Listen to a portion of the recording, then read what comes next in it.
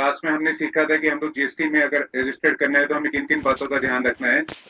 तो I hope कि जहां तक हम लोगों ने पढ़ाया था, जो हमने बताया था, वो सबको क्लियर हो चुका हो, क्योंकि अब हम जीएसटी के अंदर रजिस्टर।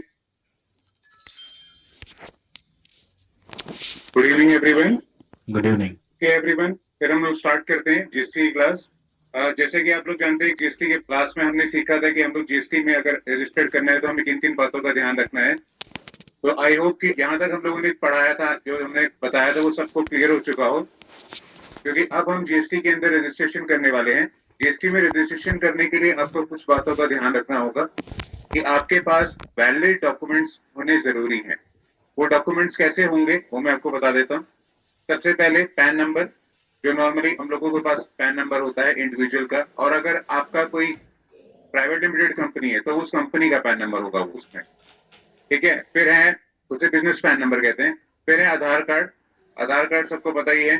फिर है डायरेक्टर नंबर और डीआईएन, इसको कहते हैं डीआईएन नंबर।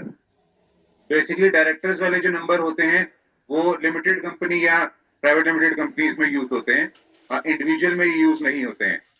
ठीक है। फिर बिजनेस एड्रेस, जहां भी आप बिजनेस करना चाहते हैं वहां का एड्रेस प्रूफ आपके पास होना जरूरी है। अगर आप रेंटेड हैं तो रेंट एग्रीमेंट या रेंट डीड हो, और अगर आपका मकान है तो ऑनरशिप डीड आपके पास होनी चाहिए। पार्टनरशिप डीड भी इसमें एज ए यूज कर सकते हैं हम लोग डॉक्यूमेंट के रूप में। और फिर है bank account number. Bank account number जो है वो आपके बिजनेस के नाम पे होना चाहिए, जो बिजनेस हम करने वाले हैं। अगर आपका करंट अकाउंट ऑलरेडी ओपन हो चुका है तो उसमें चल जाएगा, लेकिन अगर नहीं हुआ है तो मैक्सिमम केसेस में bank account number GST number आने के बाद यूज होता है। ठीक है। तो हम जीएसटी की साइट पे जाएंगे। जीएसटी की साइट में हम लोग जैसे जानते हैं कि हमारे पास लॉगिन आईडी नहीं है, तो हम लॉगिन आईडी तो है ही नहीं, तो हमें पहले अपने आप को रजिस्टर्ड करना है। तो हम रजिस्टर्ड पे क्लिक करेंगे। ठीक है। रजिस्ट्रेशन में जब आप क्लिक करेंगे तो यहाँ पे आपको रजिस्ट्रेशन करते वक्त आपको इन सारी बातों का ध्यान में रखना है कि आप जो रजिस्ट्रेशन कर रहे हैं अपने बिजनेस का, क्या वो सही है या फिर कुछ मिसिंग तो नहीं है उसमें। ठीक है। पहला है new registration. Temporary reference number तब यूज होता है जब ऑलरेडी आ चुका है। ठीक है ना, ये आपकी फाइल जनरेट हो चुकी है। ठीक है। पहले आएगा न्यू रजिस्ट्रेशन अगर आप स्टार्टिंग कर रहे हैं तो। फिर है आई एम। यहाँ पे देखिए सारी कैटेगरीज हैं। Tax payer, tax deductor, tax collector, e commerce, GST practitioner. तो ये सारी चीजों का आपने ध्यान रखना है कि आप बेसिकली क्या किस कैटेगरी के अंदर आते हैं। अगर आप नॉन रेजिडेंट हैं तो नॉन रेजिडेंट सिलेक्ट कर लीजिएगा। यूनाइटेड नेशन बॉडी, ये वैसे नॉर्मली कम ही होता है, गवर्नमेंट वाले केसेस में आता है। एम्बेसी फॉरेन कंट्री, ये भी उसमें आता है। और अगर आपको इसमें वो कैटेगरी नहीं दिख रही है तो अदर नोटिफाइड पर्सन में आप सिलेक्ट कर सकते हैं। ठीक है। वैसे नॉर्मली जो होता है वो हम टैक्स पेयर सिलेक्ट करते हैं। ठीक है। 80% केसेस में हम लोग as a tax payer select करते हैं। तो आपने टैक्स पेयर सिलेक्ट कर लेना है। उसके बाद आपने स्टेट सिलेक्ट करना है। आप अपना जीएसटी नंबर जिस स्टेट में लेना चाहते हैं आपको वो स्टेट यहाँ पे फिल करनी है। सपोज आप हरियाणा में लेना चाहते हैं तो आप हरियाणा में ले लीजिएगा। अगर आप दिल्ली में करना चाहते हैं तो दिल्ली में ले लीजिएगा। ठीक है ना। ये स्टेट आपके जीएसटी नंबर को डिफाइन करेगी। जैसे कि मैंने आपको बताया था कि जीएसटी नंबर में जो स्टार्टिंग के जो दो अक्षर होते हैं वो स्टेट के नंबर होते हैं, तो वो इसलिए आपको स्टेट पता होनी बहुत जरूरी है। ठीक है। फिर है डिस्ट्रिक्ट। स्टेट के अंदर काफी शहर होते हैं, काफी जैसे गांव वगैरह होते हैं, तो अगर आपका कोई भी, आपको अगर डिस्ट्रिक्ट इसके अंदर नहीं दिख रहा है तो आसपास का जो भी है वो आप सिलेक्ट कर सकते हैं। पर नॉर्मली जो है वो शहर में ही होता है। कि अगर आपने जैसे गुड़गांव का लेना है तो आप गुड़गांव सिलेक्ट कर लीजिएगा। अगर करनाल का लेना है तो करनाल का ले सकते हैं। अंबाला का लेना है तो अंबाला का ले सकते हैं। ठीक है ना। ये डिस्ट्रिक्ट आपने अपने अकॉर्डिंग सिलेक्ट कर लेना है। फिर है आपका enter legal name of business. देखिए enter legal name of business का मतलब ये है कि अगर आपका बिजनेस का नेम ऑलरेडी आपके पास है, जो कि प्राइवेट लिमिटेड कंपनी और लिमिटेड कंपनीज में होता है, लेकिन इंडिविजुअल में जो है जो लीगल नेम होता है वो हम लोग जो बनाते हैं वो एक तरह से वैलिड नहीं होता है। वो एक तरह से आप कोई भी बना सकता है।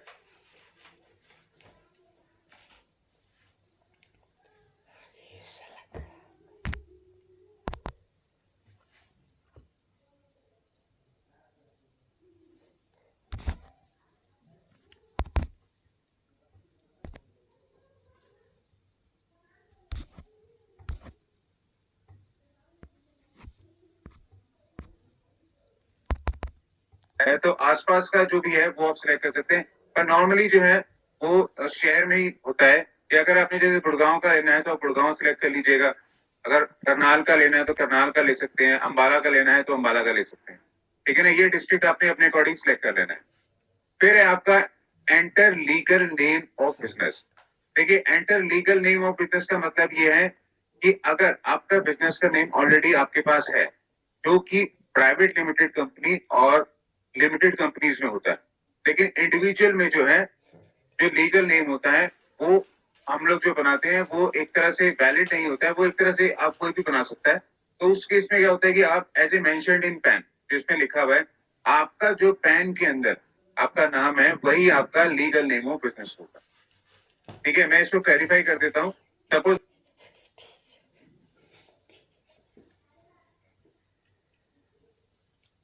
प्रॉपर्टीशिप में है, तो प्रॉपर्टीशिप में जो आपका पैन नंबर में आपका नाम है वही लीगल नेम ऑफ बिजनेस हो जाएगा। लेकिन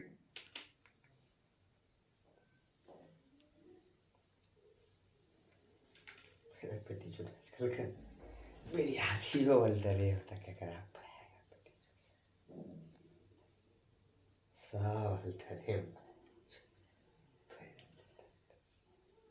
प्राइवेट लिमिटेड कंपनी में मैंने जैसे बताया था कि बिजनेस का पैन नंबर अलग होता है, तो बिजनेस पैन नंबर में जो नाम होगा वो नाम आपने यहाँ पे लिखना है। ठीक है, फिर है परमानेंट अकाउंट नंबर, अपना पैन नंबर आपने यहाँ पे लिख देना है। नहीं चल रहा है बढ़िया तो सलाई बंदी कर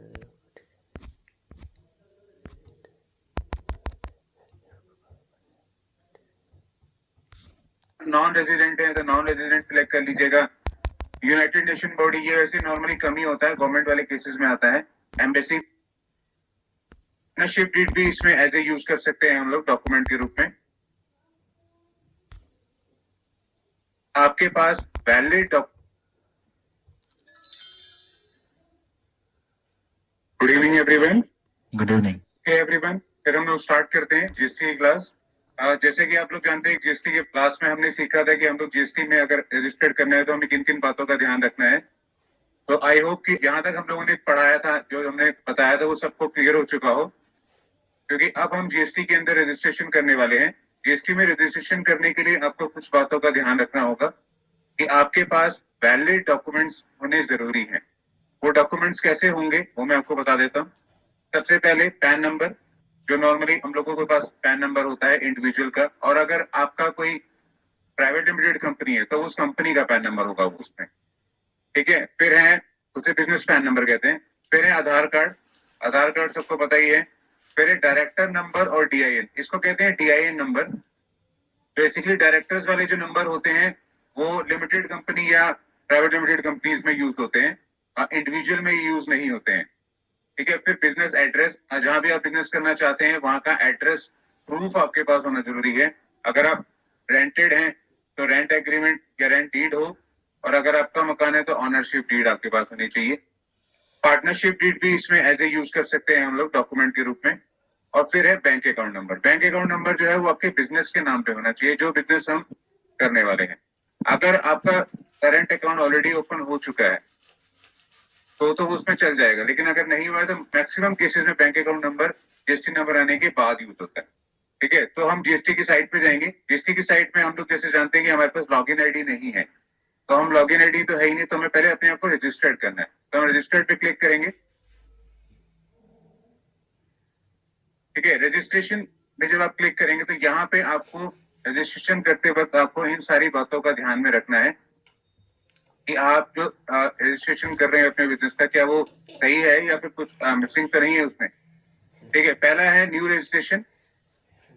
टेम्पररी रेफरेंस नंबर तब यूज होता है जब ऑलरेडी आ चुका है। ठीक है ना, ये आपकी फाइल जनरेट हो चुकी है। ठीक है, पहले आएगा न्यू रजिस्ट्रेशन अगर आप स्टार्टिंग कर रहे हैं तो। फिर है आई एम, यहाँ पे देखिए सारी कैटेगरीज हैं, tax payer, tax deductor, tax collector, e commerce, GST practitioner. तो ये सारी चीजों का आपने ध्यान रखना है कि आप बेसिकली क्या किस कैटेगरी के अंदर आते हैं। अगर आप नॉन रेजिडेंट हैं तो नॉन रेजिडेंट सिलेक्ट कर लीजिएगा। यूनाइटेड नेशन बॉडी, ये वैसे नॉर्मली कम ही होता है, गवर्नमेंट वाले केसेस में आता है। एम्बेसी फॉरेन कंट्री, ये भी उसमें आता है। और अगर आपको इसमें वो कैटेगरी नहीं दिख रही है तो अदर नोटिफाइड पर्सन में आप सिलेक्ट कर सकते हैं। ठीक है, वैसे नॉर्मली जो होता है वो हम टैक्स पेयर सिलेक्ट करते हैं। ठीक है, 80% केसेस में हम लोग as a tax payer select करते हैं। तो आपने टैक्स पेयर सिलेक्ट कर लेना है। उसके बाद आपने स्टेट सिलेक्ट करना है। आप अपना जीएसटी नंबर जिस स्टेट में लेना चाहते हैं आपको वो स्टेट यहाँ पे फिल करनी है। सपोज आप हरियाणा में लेना चाहते हैं तो आप हरियाणा में ले लीजिएगा। अगर आप दिल्ली में करना चाहते हैं तो दिल्ली में ले लीजिएगा। ठीक है ना, ये स्टेट आपके जीएसटी नंबर को डिफाइन करेगी। जैसे कि मैंने आपको बताया था कि जीएसटी नंबर में जो स्टार्टिंग के जो 2 अक्षर होते हैं वो स्टेट के नंबर होते हैं, तो वो इसलिए आपको स्टेट पता होनी बहुत जरूरी है। ठीक है, फिर है डिस्ट्रिक्ट। स्टेट के अंदर काफी शहर होते हैं, काफी जैसे गांव वगैरह होते हैं, तो अगर आपका कोई भी आपको अगर डिस्ट्रिक्ट इसके अंदर नहीं दिख रहा है तो आसपास का जो भी है वो आप सिलेक्ट कर सकते हैं। पर नॉर्मली जो है वो शहर में ही होता है कि अगर आपने जैसे गुड़गांव का लेना है तो गुड़गांव सिलेक्ट कर लीजिएगा। अगर करनाल का लेना है तो करनाल का ले सकते हैं, अंबाला का लेना है तो अंबाला का ले सकते हैं। ठीक है ना, ये डिस्ट्रिक्ट आपने अपने अकॉर्डिंग सिलेक्ट कर लेना है। फिर है आपका enter legal name of business. देखिए, enter legal name of business का मतलब ये है कि अगर आपका बिजनेस का नेम ऑलरेडी आपके पास है, जो कि प्राइवेट लिमिटेड कंपनी और लिमिटेड कंपनीज में होता है, लेकिन इंडिविजुअल में जो है जो लीगल नेम होता है वो हम लोग जो बनाते हैं वो एक तरह से वैलिड नहीं होता है, वो एक तरह से आप कोई भी बना सकता है। तो उस केस में क्या होता है कि आप as a mentioned in PAN, जो इसमें लिखा हुआ है, आपका जो पैन के अंदर आपका नाम है वही आपका लीगल नेम ऑफ बिजनेस होगा। ठीक है, मैं इसको क्लैरिफाई कर देता हूँ। सपोज आप प्रॉपर्टरशिप में है तो प्रॉपर्टरशिप में जो आपका पैन नंबर में आपका नाम है वही लीगल नेम ऑफ बिजनेस हो जाएगा। लेकिन प्राइवेट लिमिटेड कंपनी में मैंने जैसे बताया था कि बिजनेस का पैन नंबर अलग होता है, तो बिजनेस पैन नंबर में जो नाम होगा वो नाम आपने यहाँ पे लिखना है। ठीक है, फिर है परमानेंट अकाउंट नंबर। अपना पैन नंबर आपने यहाँ पे लिख देना है। ऊपर हमने यहाँ पे नाम लिखा था, यहाँ पे आपने पैन नंबर लिखना है। ठीक है, लीगल नेम और पैन नंबर ये दोनों मैच होने बहुत जरूरी है। अगर आप लीगल नेम कुछ और लिख रहे हैं और पैन नंबर कुछ और है तो आपका ये आगे प्रोसेस नहीं होगा। ठीक है ना, आपकी ये फाइल जो है वो गलत हो जाएगी। तो रजिस्टर्ड करने से पहले आपको इन बातों का ध्यान रखना जरूरी है। ठीक है, फिर ईमेल एड्रेस भी आप देना चाहते हैं अपने बिजनेस का वो आप दे सकते हैं। मोबाइल नंबर जो आप देना चाहते हैं बिजनेस में वो दे सकते हैं। मोबाइल नंबर में बेसिकली क्या होता है कि जो आपका पैन नंबर है उसमें जो मोबाइल नंबर आपने लिखा होता है आप वही मोबाइल नंबर दें तो ज्यादा बढ़िया रहेगा, क्योंकि पैन नंबर के बेस पे ये सारी एप्लीकेशन जो है फाइल होती है। फिर आधार ऑथेंटिकेशन आती है इसके अंदर, जो आधार नंबर पे जैसे ओटीपी वगैरह आते हैं वो इसके अंदर आते हैं। तो अगर ये आपके दोनों मैच होंगे तो आपकी फाइल जनरेट करने में बहुत आसानी हो जाएगी उन्हें। अदरवाइज अगर आप मोबाइल नंबर कोई और देते हैं तो ऐसा नहीं है कि होगा नहीं, लेकिन उसमें थोड़ी सी कॉम्प्लिकेशंस आएंगी। पर आई सजेस्ट कि जो भी पैन नंबर में आपका मोबाइल नंबर रजिस्टर्ड है आप वही नंबर यहाँ पे दें बिजनेस का। आप बाद में उसे चेंज कर लीजिएगा, लेकिन स्टार्टिंग में आप बोल दें। उसके बाद कैप्चा आता है, ये जो है आपको यहाँ पे टाइप कर देना है। ये टाइप करने के बाद आप इसको प्रोसीड कर देंगे। ठीक है ना, इस केस में आपको ये ध्यान में रखना है कि ये सारी इंफॉर्मेशन आपके पास सारी सही होनी चाहिए। जैसे ही आप प्रोसीड करेंगे तब आपके पास 2 ओटीपी नंबर आएंगे। एक ओटीपी जो आपकी ईमेल आईडी पे आएगा और एक जो आपके मोबाइल नंबर पे आएगा जो आपने यहाँ पे मेंशन किया हुआ। तो आपने वो 2 जो है ओटीपी आपके वो उसके अंदर भर देने हैं और इस फाइल को आगे प्रोसेस कर देना है। ठीक है ना, इसमें जो भी आप इंफॉर्मेशन भरेंगे वही इंफॉर्मेशन आखिरी तक वो चलेगी जब तक जीएसटी नंबर वैलिड नहीं हो जाता, जीएसटी नंबर अप्रूव नहीं हो जाता। ठीक है ना, तो ये आपको ध्यान में रखना है। जब आप ओटीपी डालेंगे तब आपके पास आपकी ईमेल आईडी पे और आपके मोबाइल नंबर पे एक टेम्पररी रेफरेंस नंबर आ जाएगा। टेम्पररी रेफरेंस नंबर वो होता है कि जो जिसमें ये बताया जाता है कि वो फाइल जो है बेसिकली आपकी प्रोसेस में है, अप्रूव नहीं है वो फाइल। आपका जीएसटी नंबर अभी प्रोसेस में है, अप्रूव नहीं हुआ है, तो उसके अंदर जो भी चीजें आगे लगती जाएंगी वो आपने उसके अंदर बताते जाना है। ठीक है, मैं आपको बता देता हूँ कि टेम्पररी नंबर कैसे आता है। अगर आप जीएसटी का टेम्पररी नंबर देखेंगे तो आपके पास एक मैसेज आएगा, application for new registration temporary reference number. तो ये टेम्पररी रेफरेंस नंबर जो होता है उसके बाद आप इसी नंबर से अपने आप को लॉग इन करना स्टार्ट कर देंगे। आपने जब न्यू रजिस्ट्रेशन में कर दिया तो अब आपकी फाइल प्रोसेस में है, तो आपने उसके अंदर डॉक्यूमेंट्स अटैच करने हैं, अपनी इन्फॉर्मेशन भरनी है, डिटेल्स भरनी है, तो हमेशा तब आप टेम्पररी रेफरेंस नंबर यूज करेंगे। ठीक है ना, तो जो भी टेम्पररी रेफरेंस नंबर आएगा वो टेम्पररी रेफरेंस नंबर के बेस पे आगे फाइल स्टार्ट हो जाएगी। ठीक है ना, इससे आपका लॉग इन हो जाएगा। ठीक है, यहाँ तक किसी को कोई डाउट? ओके, किसी को कोई डाउट नहीं है, ठीक है। जब आपका टेम्परेरी रेफरेंस है, जब आप लॉग इन करेंगे तो वो ओटीपी पूछेगा, ओटीपी और आपके मोबाइल नंबर पे, तो आप कोई भी उसमें लिख सकते हैं। जब आप ओटीपी डाल देंगे तब आप लॉगिन वाली स्क्रीन पे आ जाएंगे। लॉगिन वाली स्क्रीन जो बेसिकली होती है वो ये वाली होती है। ये स्क्रीन तब यूज होती है जब आपके पास जीएसटी नंबर अप्रूव हो जाता है। अदरवाइज जो स्क्रीन आपके पास आएगी, मैं आपको वो दिखा देता हूं।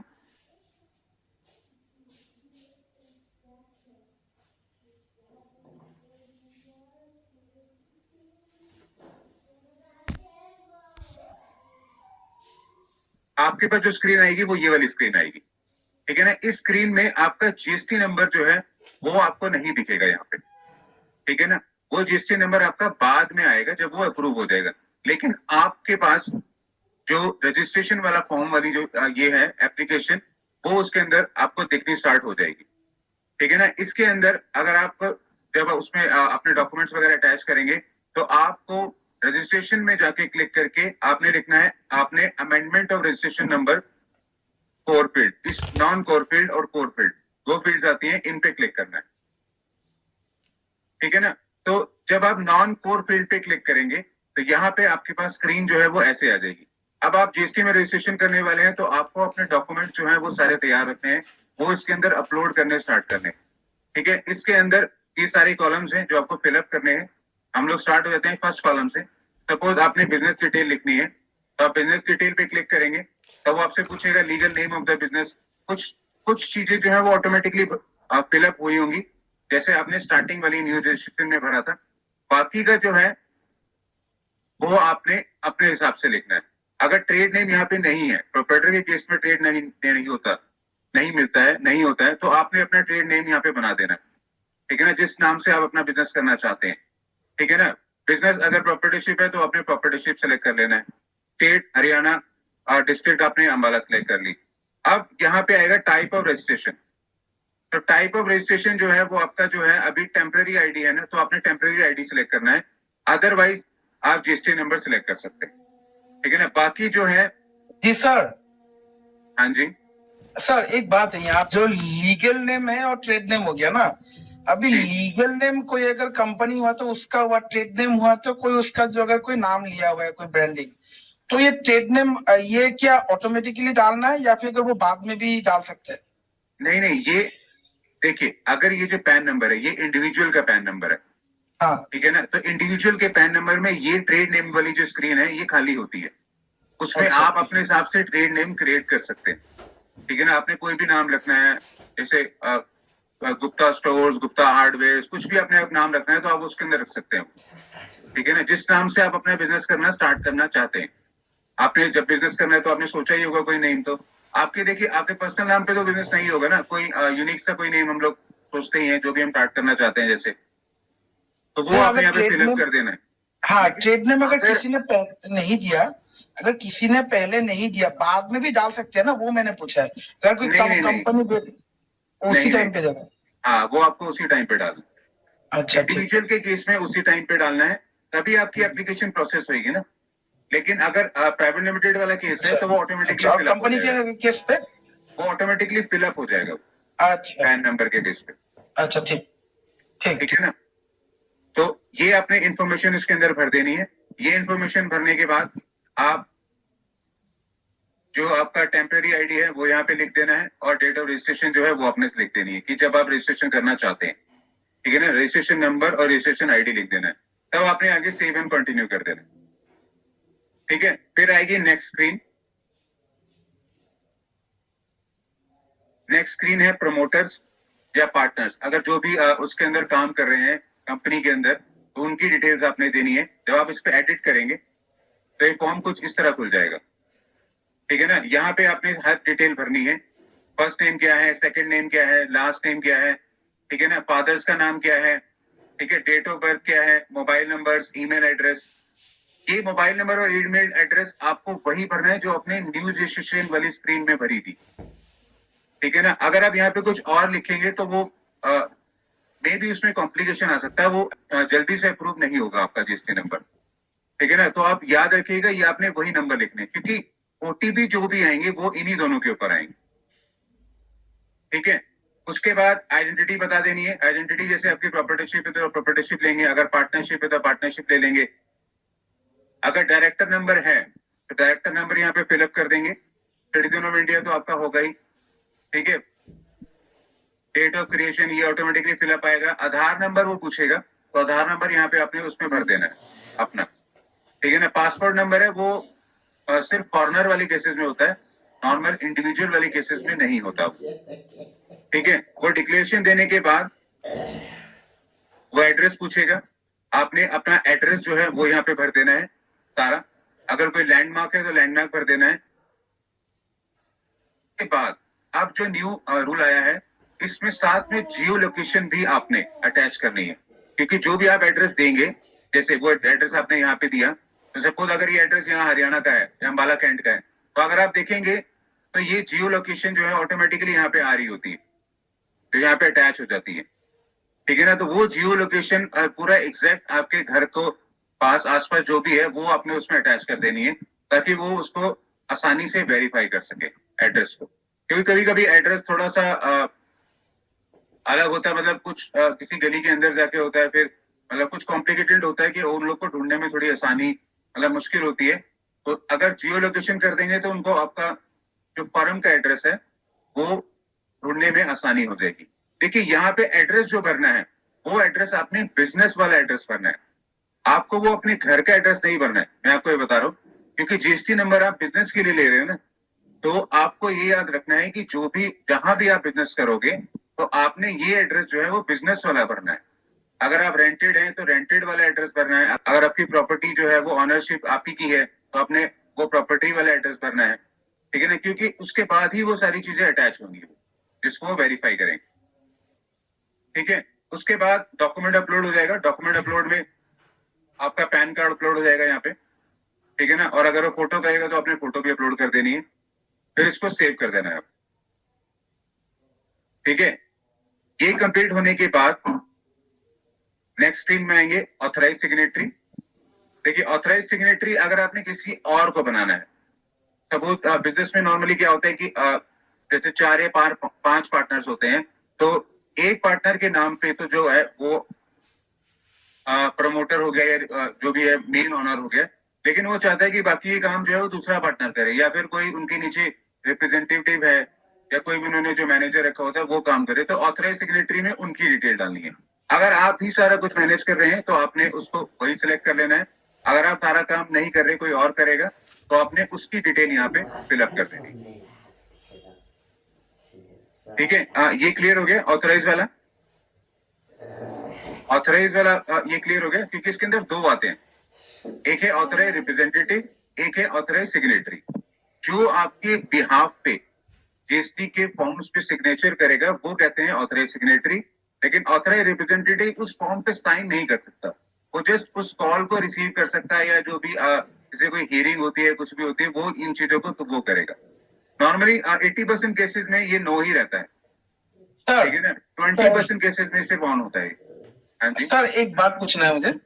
यहाँ पर आपने जो प्रोप्राइटर का जो पर्सन है जिसके नाम पे बिजनेस है, उन्होंने अपना नाम वगैरह दे दिया, आपने उसका एड्रेस सारा डाल दिया, ठीक है। जी। अभी ये do you have authorise representative, अभी के लिए तो आपने नो सिलेक्ट कर लिया है, तो बाद जी। में मान लीजिए कि मैंने अपने नाम पे प्रोप्राइटरी खोला है, मान लीजिए मैं जी। किसी को ऑथराइज रिप्रेजेंटेटिव देना चाहता हूँ जो कि मेरे जो जो डील्स वगैरह हो या साइनिंग वगैरह हो, जो मेरे बिजनेस को आगे देखे, ठीक है। तो उसको जी। मैंने ऑथराइज रिप्रेजेंटेटिव का एक ऑथराइज सिग्नेटरी का एक मैंने डीआईएन नहीं दिया, कागज दे दिया, कागज या एक एनओसी पे लिख के उसको दे दिया कागज पे साइन जी। करके। जी। क्या वो देने के बाद उस पर्सन को मुझे यहाँ पे ऐड करना होगा क्या हाँ कि जी, हाँ। Authorise representative? जी हाँ, वो आपको तब भी वो ऐड करना होगा, वो ठीक है ना। मैंडेटरी जो ऐड करना है? हाँ जी, ताकि वो आपके बिहाफ पे वो उसके अंदर हियरिंग में आ सके, और कोई फैसले अगर लेने हैं उसने या कहीं साइन वगैरह करना है तो वो आपके ऑन बिहाफ वहां पे साइन कर सके, ठीक है ना। आपको अपना जीएसटी रजिस्ट्रेशन सर्टिफिकेट जो है वो आपको एडिट करना पड़ेगा, ठीक है ना। अच्छा, यहाँ पे नॉर्मली एडिट करना पड़ेगा? जी हाँ, वो एडिट करना पड़ेगा तब आप। तो क्या ठीक है। एक्स्ट्रा क्या गवर्नमेंट फीस होगा फिर से, या फिर नहीं कोई नहीं, मतलब गवर्नमेंट फीस कोई नहीं होगा। अगर आपका एक बार जीएसटी नंबर आ जाता है तो उसमें गवर्नमेंट फीस नहीं होती है। अच्छा, वो आप सिर्फ कितनी बार मैन्युअली भी चेंजेस कर लो? जी हाँ, आप जितनी मर्जी बार उसमें चेंजेस कर सकते हैं। ठीक है, कोई ये एनओसी वगैरह, कोई गवर्नमेंट, कोई कोर्ट का एग्रीमेंट वगैरह कुछ नहीं चाहिए, जस्ट अब वो इसमें अपने हिसाब अटैच से। करना पड़ेगा ना आपको वो फॉर्म, जो आपने अच्छा। लेटर हेड पे एनओसी बनाई होगी, जो भी बनाई होगी, वो आप इसके हाँ। अंदर अटैच करेंगे ना उसका पर्सन का, उस अच्छा। पर्सन का पैन कार्ड, आधार कार्ड, अगर फोटो चाहिए होगी तो फोटो भी अटैच होगी इसके अंदर। अच्छा अच्छा अच्छा अच्छा ठीक है ना, वो सारी चीजें आपको इसके अंदर अटैच करनी होंगी। अच्छा, ठीक है, थैंक यू। ठीक है, समझ फिर अगला है गया। Principal place of business.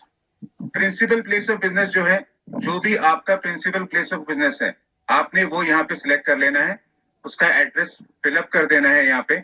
अगर वार्ड नंबर आपको पता है स्टेट का, तो आप वार्ड नंबर यहाँ पे सिलेक्ट कर सकते हैं, अदरवाइज का मैक्सिमम टाइम ये कभी कभी ऑटोमेटिकली सिलेक्ट होता है।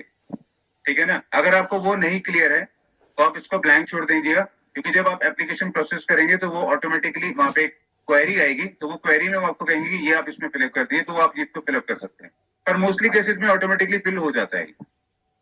ठीक है ना, ऑफिस का ईमेल एड्रेस और ऑफिस का फोन नंबर यहाँ पे आप अटैच कर देंगे। अब नेचर ऑफ पोजीशन में आप डॉक्यूमेंट्स अपलोड कर देंगे। डॉक्यूमेंट्स क्या होंगे, क्योंकि अगर आपका जो बिजनेस का प्लेस है वो रेंटेड है, अगर आपने रेंट पे लिया हुआ है, तो आप यहाँ पे रेंट एग्रीमेंट जो है वो उसमें अपलोड करेंगे। रेंट एग्रीमेंट जो आप अपलोड करेंगे वो वैलिड रेंट एग्रीमेंट होना चाहिए, तो प्रॉपर स्टैम्प पेपर पे होना चाहिए। स्टैम्प पेपर पे होने के बाद दोनों ऑनर और जो होने चाहिए उसपे सारा कुछ मेंशन होना चाहिए, जो एड्रेस वगैरह उसमें लिखा होगा और जो फर्म का नाम लिखा होगा वो आपके इस एप्लीकेशन से मैच होना चाहिए। ठीक है, और फिर आपको उसको नोटराइज भी करवाना है। ठीक है ना, स्टैंप लगा के नोटराइज भी करवाना है। नोटराइज मतलब आप समझते हैं ना कि जो डॉक्यूमेंट्स हम लोग कोर्ट में ले जाते हैं, वहां जो बाहर नोटरी वाले जैसे बैठे होते हैं, तो वहां पे वो उनको नोटराइज करेगा रेंट एग्रीमेंट को, तभी वो रेंट एग्रीमेंट जो है वो वैलिड कहलाएगा। अगर आप सोचेंगे आप एक पेपर पे हमसे हम लोग टर्म्स एंड कंडीशन डिफाइन कर लें, तो टर्म्स एंड कंडीशन डिफाइन करके नोटराइज ना करवाएं, आज सिग्नेचर किसी का हुआ नहीं हुआ कोई फर्क नहीं पड़ता, तो वो डॉक्यूमेंट आप अपलोड तो कर देंगे यहाँ पे, लेकिन वो फाइल आपकी जो है जीएसटी वाली वो प्रोसेस नहीं होगी, वो एरर आ जाएगा उसके अंदर। ठीक है ना, आपके ऊपर क्वेरीज आएंगी तो क्वेरीज आपको सॉल्व करनी होंगी, और क्वेरीज सॉल्व करते करते कभी बहुत टाइम लग जाता है कभी। तो जो भी आप रेंट एग्रीमेंट उसके अंदर अपलोड करेंगे, आपको इस बात का ध्यान रखना है, कंपनी का नाम जो आप बना रहे हैं वो उसके अंदर होना चाहिए, आपका नाम उसके अंदर होना चाहिए, जो प्रॉपर्टी का मालिक है उसका नाम उसके अंदर होना चाहिए, रेंट कितना दे रहे हैं वो होना चाहिए, प्रॉपर्टी का एड्रेस जो है वो होना चाहिए। 5 चीजें तो कम से कम होनी ही चाहिए। उसके बाद टर्म्स एंड कंडीशन और जो एक्सटेंड करनी है तो उसके अंदर आप लिख सकते हैं। ठीक है ना, ये सब अपलोड करने के बाद आप उसको कंटिन्यू कर देंगे। एड्रेस में एक बात पूछना है मुझे, एड्रेस जी। में ये प्रिंसिपल एड्रेस हम जो बता रहे हैं आप, ये मेनली जो रजिस्टर्ड ऑफिस जहाँ पे होगा वही ना, तो जी ब्रांच हाँ। का नहीं देना है ना। अगर मान लीजिए मैंने खोलते टाइम एक एड्रेस अभी दे दिया, लेकिन मान लीजिए मैं इसके बाद कोई वर्चुअल एड्रेस लेता हूँ कहीं पर भी, जैसे मैं अभी कोई लोकेशन पे हूँ, कोई दूसरे स्टेट पे वर्चुअल एड्रेस लेता हूँ, या फिर कहीं पर एक मतलब एक ऑफिस ही लेता हूँ, तो ये जो मेरा प्रिंसिपल, तो उन एड्रेसेस को ऐड करना जरूरी है क्या यहाँ पर? जी हाँ, उनको एड्रेस करना भी जरूरी है, वो आगे अगले कॉलम में आएगा, एडिशनल प्लेस ऑफ बिजनेस। अच्छा, जो प्रिंसिपल हो गया वो हो गया हमारा, जो हाँ। रजिस्टर जो खोलते टाइम जो बेस एड्रेस है हमारा, जी, क्योंकि जिसको आपकी बेस रखना चाहते हैं। हाँ, और वेरिफिकेशन भी आपकी वहीं पे होगी, ये आपको बात का अच्छा। ध्यान रखना है, आपकी वेरिफिकेशन भी वहीं पे होगी। जब आप इस फाइल को प्रोसेस कर देंगे तो जीएसटी ऑफिसर्स अच्छा। जो आएंगे वो इस फाइल को लेके आएंगे, वो सारा कुछ चेक अच्छा। करेंगे कि आपने जो चीजें बताई है वो है भी या नहीं। मतलब अच्छा। ऐसे अगर वो वेरीफाई ही नहीं कर पाए अगर उस चीज को, तो वो तो कोई भी ऐसे जीएसटी नंबर ले लेके बैठ जाएगा वो। ठीक है ना, वो वहां पे वेरीफाई करेगा एड्रेसेस सारा, उसके अंदर प्रॉपर्टी नंबर कौन है क्या है, ऑनर कौन है, पैन नंबर क्या है, वो सारी चीजें वेरीफाई करेगा वो। ठीक है, यहाँ पे नेचर ऑफ बिजनेस भी पूछा है उसने, तो नेचर ऑफ बिजनेस आपका जो भी होगा वो आपने यहाँ पे बता देना है। अगर आप होलसेलर हैं तो होलसेलर सेलेक्ट कर लेना है, मैन्युफैक्चरर हैं तो मैन्युफैक्चर कर लेना है, अगर आप रिटेलर हैं तो रिटेलर सेलेक्ट कर लेना है। इसको बाद में एडिट भी तो कर सकते हैं ना सर? यहाँ पे हाँ अभी जी। मान लो मैंने रिटेल बिजनेस डाल दिया, बाद में मैंने अपना बिजनेस नेचर कुछ थोड़ा सा अलग किया, अभी ट्रेडिंग में है, बाद में सर्विस चेंज करते रह नहीं सकते नहीं, हैं ना? वो ऐड होगा, वो सिर्फ ऐड होगा उसके ओ अच्छा, उसके ऐड। अंदर और ऐड हो जाएगा। जी। अच्छा, ठीक है, चेंज और नहीं उसमें होगा। ऐड हो जाएगा, चेंज नहीं हो पाएगा। चेंज के लिए तो फिर वो आपको प्रॉपर जो है एप्लीकेशन फाइल करनी पड़ेगी कमिश्नर के पास जीएसटी के, जो आपको जब वो अप्रूव करेगा तभी आप उसको चेंज कर सकते हैं, तभी आपका वो जो पोर्टल है उसको चेंज करने के लिए परमिशन देगा, अदरवाइज आप उसको ऐड कर सकते हैं। ठीक है। Additional place of business. Additional place of business में जो है, जो भी आपने और एड्रेसेस ले रखे हैं और कहीं आपका ऑफिस है आपकी के पैन नंबर पे या आपकी कंपनी के नाम पे, तो वो इसके अंदर आप इसके अंदर ऐड कर सकते हैं। ठीक है ना, उनका डॉक्यूमेंट्स इसके अंदर लगा दीजिएगा। जैसे कि रेंट एग्रीमेंट है तो रेंट एग्रीमेंट लगा दीजिएगा, अगर ऑनरशिप है तो ऑनरशिप लगा दीजिए। फिर है गुड्स एंड सर्विसेज। देखिए ये जो पॉइंट है, ये पॉइंट बहुत इंपॉर्टेंट है। जब आप एप्लीकेशन रजिस्ट्रेशन कर रहे हैं, तो जब आप डॉक्यूमेंट्स अटैच कर रहे हैं, वैसे तो सारे इंपॉर्टेंट है, लेकिन ये वाला जो पॉइंट है ये बहुत इंपॉर्टेंट है, तो ये आप ध्यान से समझिएगा। देखिए यहाँ पे जैसे कि मैंने आपको बताया था कि आपका बिजनेस जो भी है, आपको ये बात पता होनी चाहिए कि वो आप गुड्स में कर रहे हैं या सर्विसेज में कर रहे हैं। देखिए अगर आप गुड्स में कर रहे हैं तो आप गुड्स सिलेक्ट करेंगे, लेकिन अगर सर्विसेज में कर रहे हैं तो सर्विसेज सिलेक्ट करेंगे। ठीक है ना, अगर आप गुड्स में सिलेक्ट कर रहे हैं तो गुड्स में वो पूछेगा कि आप अपने बिजनेस के प्रोडक्ट का HSN नंबर बताइए यहाँ पे। ठीक है ना, आप जैसे कोई भी काम कर रहे हैं, कोई भी मटेरियल वाला काम कर रहे हैं, गुड्स बना रहे हैं किसी भी तरह का, तो उसका HSN नंबर होता है, जैसे कि मैंने आपको पहले बताया हुआ था। तो आपने वो HSN नंबर यहाँ पे सिलेक्ट करके यहाँ पे इसमें ऐड करना है आपने। ठीक है ना, अगर जैसे मैं कंप्यूटर वाला काम कर रहा हूँ तो मैं कंप्यूटर वाले जो भी HSN नंबर होंगे, या मोबाइल वाला काम कर रहा हूँ तो वो सारे मैं उसके अंदर ऐड करता जाऊंगा लिस्ट ऑफ गुड्स का। ठीक है ना, तो वो HSN नंबर पहले आपको फाइंड आउट कर लेना है अपने प्रोडक्ट का, जो बिल्कुल मैच हो एग्जैक्टली उससे, और वो आपने यहाँ पे ऐड कर देना है। आपको at least 5 HSN number, minimum 5 HSN number यहाँ पे ऐड करने ही है। ठीक है ना, जो भी आप प्रोडक्ट्स खरीदेंगे अपने बिजनेस के लिए या जो भी बेचेंगे, एटलीस्ट 5 HSN नंबर तो आपके पास होने जरूरी है। ठीक है, और अगर आप सर्विसेज में कर रहे हैं, अब सपोज आप कोई अकाउंटिंग सर्विसेज देते हैं, अगर कोई आप डॉक्टर हैं या कोई प्रोफेशनल हैं, वकील हैं, लॉयर हैं, तो आपने वो वाली सर्विसेज यहाँ पे वेरीफाई कर देनी है। वो SSC नंबर जो है वो आपने यहाँ पे ऐड कर देने हैं। ठीक है ना, ये देखिए थोड़ा सा कॉम्प्लिकेटेड लगेगा जो भी न्यू रजिस्ट्रेशन कर रहे हैं, क्योंकि वो समझ नहीं पाएंगे कि वो एक्चुअली में है भी या नहीं है। तो मैं चाहूंगा कि आप पहले रिसर्च कर लीजिएगा कि बेस्ट HSN नंबर आपके वर्क को क्या डिफाइन करता है, या फिर आप GST हेल्पलाइन नंबर से भी आप फिर वैसे होने लगा ना, इसको हम बेकार जोड़ गए। कॉल करके पूछ सकते हैं, तभी आप इसके अंदर रजिस्टर्ड करिएगा, क्योंकि जब वेरिफिकेशन होगी तो वही चीज वो वाली सर्विसेज यहाँ पे वेरीफाई कर देनी है। वो SSC नंबर, ठीक है ना, जो भी आप प्रोडक्ट्स खरीदेंगे अपने बिजनेस के लिए या जो भी बेचेंगे, एटलीस्ट 5 HSN नंबर तो आपके पास होने जरूरी है। ठीक है, और अगर आप सर्विसेज में कर रहे हैं, अब सपोज आप कोई अकाउंटिंग सर्विसेज देते हैं, अगर कोई आप डॉक्टर हैं या कोई प्रोफेशनल हैं, वकील हैं, लॉयर हैं, तो आपने वो वाली सर्विसेज यहाँ पे वेरीफाई कर देनी है। वो SSC नंबर जो है वो आपने यहाँ पे ऐड कर देने हैं। ठीक है ना, ये देखिए थोड़ा सा कॉम्प्लिकेटेड लगेगा जो भी न्यू रजिस्ट्रेशन कर रहे हैं, क्योंकि वो समझ नहीं पाएंगे कि वो एक्चुअली में है भी या नहीं है। तो मैं चाहूंगा कि आप पहले रिसर्च कर लीजिएगा कि बेस्ट HSN नंबर आपके वर्क को क्या डिफाइन करता है, या फिर आप GST हेल्पलाइन नंबर से भी आप कॉल करके पूछ सकते हैं, तभी आप इसके अंदर रजिस्टर्ड करिएगा। क्योंकि जब वेरिफिकेशन होगी तो वही चीजें देखने जरूर आएंगी कि आपके बिजनेस जो चल रहा है उसमें ये काम हो भी रहा है या नहीं हो रहा है। सपोज आपने GST नंबर के लिए अप्लाई कर दिया, लेकिन आपने बस अब दुकान लेके बैठे हुए यहाँ पर, ठीक है ना, एक ऑफिस लेके बैठे हैं और या फिर कोई फैक्ट्री लेके बैठे हैं और उसमें कोई भी मशीन नहीं है, कोई भी माल नहीं बन, वो आपका जब वेरीफाई करने आएंगे तो वो आपके नंबर को रिजेक्ट कर सकते हैं। ठीक है ना, तो आपको गुड्स एंड सर्विसेज में ये चीज ध्यान में रखनी है। ठीक है, फिर है बैंक अकाउंट। देखिए बैंक अकाउंट आपने एटलीस्ट एक यहाँ पे ऐड करना है, लेकिन वो एक बैंक अकाउंट जो होगा वो आपकी फर्म के नाम पे होना चाहिए।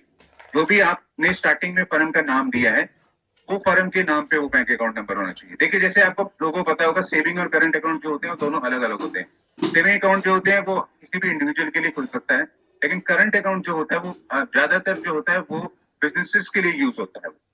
ठीक है ना, इंडिविजुअल के लिए बहुत ही रेयर केसेस में यूज होगा, अदरवाइज वो बिजनेसेस के लिए ही यूज होता है करंट अकाउंट। तो करंट अकाउंट जब आपका बनता है तो करंट अकाउंट में आपके बिजनेस का ही एड्रेस आता है, बिजनेस का नाम आता है, बिजनेस के नाम से ही करंट अकाउंट खुलता है और बिजनेस का ही एड्रेस आता है। ठीक है ना, मिनिमम केसेस में पहले से ही करंट अकाउंट खुला होता है, मैक्सिमम केसेस में ये करंट अकाउंट जो है ये बाद में डलता है। जब आपका GST का जो नंबर है वो आ जाएगा, रजिस्ट्रेशन सर्टिफिकेट जब आ जाएगा, तब आप उसके बेस पे करंट अकाउंट अप्लाई कर सकते हैं। तो जब आपका वो आ जाएगा तब आपने यहाँ पे उसको फिलअप करना है। ठीक है, फिर है स्टेट स्पेसिफिक इंफॉर्मेशन। अगर आप कोई प्रोफेशनल चीजों में भी इन्वॉल्व हैं तो आपने उनका जो भी है जैसे प्रोफेशनल टैक्स एम्प्लॉय हो गया वो अपने नंबर यहाँ पे अटैच कर देने अगर आप चाहते हैं तो, अदरवाइज इसको ब्लैंक छोड़ दीजिएगा, ठीक है ना। अगर आप कोई ऐसी गवर्नमेंट वाली एक्टिविटीज में भी डील करते हैं तो अगर आपके पास उनका कोई भी रजिस्ट्रेशन सर्टिफिकेट या कुछ भी है तो वो आप इसमें ऐड कर सकते हैं, अदरवाइज इसको ब्लैंक छोड़ दीजिएगा, ठीक है। फिर आएगा वेरिफिकेशन। वेरिफिकेशन में क्या होगा, वेरिफिकेशन में पूछेगा आपसे वो कि हाँ प्लेस ऑफ एड्रेस क्या है, ऑथराइज सिग्नेटरी कौन है। यहाँ पे दो ऑप्शंस आएंगे आपके पास, एक कि आप जो भी मोबाइल से आप ओटीपी लेके फिर आप वेरीफाई कर दीजिए, या फिर डिजिटल सिग्नेचर जो होते हैं जिसे डीएससी कहते हैं, जिसको डिजिटल सिग्नेचर से आप अपनी एप्लीकेशन को वेरीफाई कर दीजिए। देखिए जो प्राइवेट लिमिटेड कंपनीज होती हैं, जो लिमिटेड कंपनीज होती हैं, उनके पास हमेशा डिजिटल सिग्नेचर होता ही होता है, क्योंकि मैक्सिमम चीजें जैसे अगर उन्होंने कोई टेंडर फाइल करना है, कोई गवर्नमेंट वाला काम लेना है या कोई भी फाइलिंग करनी है, तो उस केसेस में क्या होता है कि वो डिजिटल सिग्नेचर ही वैलिड माना जाता है अप्रूव के लिए, ठीक है ना। कोई भी इनकम टैक्स में अप्लाई करना है या फिर कोई जीएसटी में अप्लाई करना है तो वो उसी के अंदर वही माना जाता है। तो वो बिजनेस वाले केसेस में डिजिटल सिग्नेचर मांगेगा, लेकिन प्रोप्राइटरशिप वाले केसेस में आप अपने मोबाइल नंबर या ईमेल आईडी पे जो ओटीपी आएगा उससे वेरीफाई कर सकते हैं। और उसमें एक ऑप्शन और होती है आधार ऑथेंटिकेशन, जो अगर आपके पास आधार नंबर अटैच है उसके साथ तो आधार से भी वो वेरीफाई कर सकते हैं अपने पे, ठीक है। किसी को कोई क्वेश्चन, किसी को कोई डाउट है जहां तक पूछ सकता है आगे बढ़ने से पहले। सर कंपनी फॉर्म के लिए भी कैसे से अपने इसमें कुछ चेंजेस करना है क्या?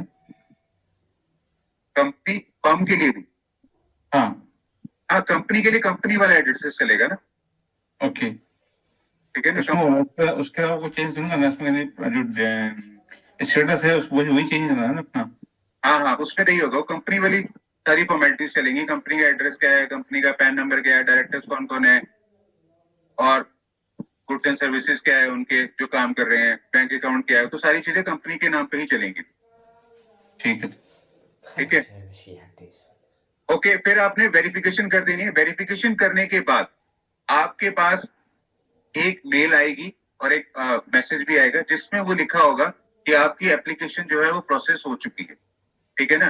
प्रोसेस हुई है, प्रोसेस नहीं हुई मतलब आपने अप्लाई कर दिया जीएसटी नंबर के लिए, लेकिन वो जीएसटी नंबर अभी आया नहीं है आपका, ठीक है ना। अगर आपकी सारी चीजें जो है वो सही हुई, कोई भी उसमें गलती नहीं है, अगर आपकी वेरिफिकेशन सारा कुछ हो गया है, सारा उसमें कोई भी गड़बड़ नहीं है, तब आपके पास एक ईमेल आएगा जिसमें आपको लॉगिन आईडी मिलेगा, ठीक है ना। ये टेम्पररी नंबर से आपने लॉगिन करा था, तब आपके पास लॉगिन आईडी मिलेगा।